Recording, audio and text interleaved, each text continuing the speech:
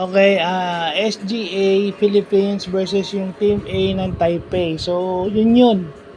Although sabi nung iba luto, mukha nga luto, pero it's a character game. Kahit na ganun, lumabas pa rin na nagawang manalo ng ating team, yung SGA Philippines. No? Talagang lumalabas yung character ng team na yun.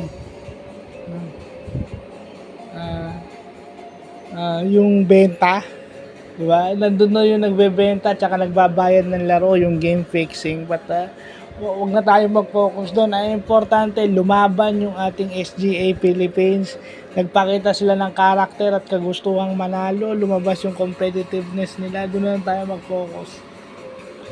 Day match, yung kalaban shot per shot. At doon makikita yung kung gaano ka-importante yung free throws. Although kaya mahirap yun kasi free, but yung pressure na binibigay nun sa basketball game napaka-importante. Lalo na pagdikitan yung laro kasi minsan ina-undermine nyo o ina-underestimate nyo o ino-overlook nyo yung importance ng free throws. Dahil pwede naman kayo umiscore na 3-point shot, pwede naman kayo umiscore na layup or a dunk, pero iba pa rin pag free throws. Kasi pag kita nyo, pag foul counted yon, di ba? Counted 2 points. Pero pag may 1 free throw, it demoralizes your opponent convincingly. Sabihin nyo, si Jordan, hindi naman 3-point shooter yan. Tapos si Kobe maraming mintis eh. Pero dinidemoralize sila yung kalaban nila by doing those shots and then may free throw pang isa. Hindi naman kailangan sumot ka ng 3-point shot para lang masabi kung shooter ka o hindi.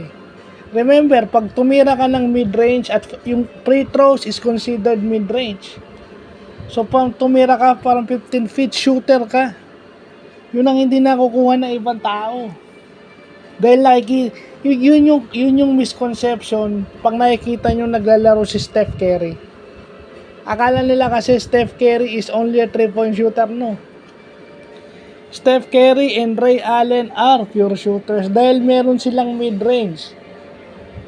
May floater din sila, pwede silang tumuloy-tuloy sa basket. So hindi mo pwede silang ikulong do sa 3-point shot lang. May free throw, may mid-range shot si Steph Curry. At kung gaano kalupit yung 3-point shot niya, ganun din kalupit yung mid-range niya. Kasi pag dumipensa ka sa kanya, ilalapit lang niya ng konti yun, titira siya agad. So, ganun siya kalupit. So, ganun yung ginagawa ng mga, di ba, yung importance ng free throws, yung importance ng every shot. Yes. Naipasok lang ng SGA Philippines yung kanyang free throws. So, yun lang po.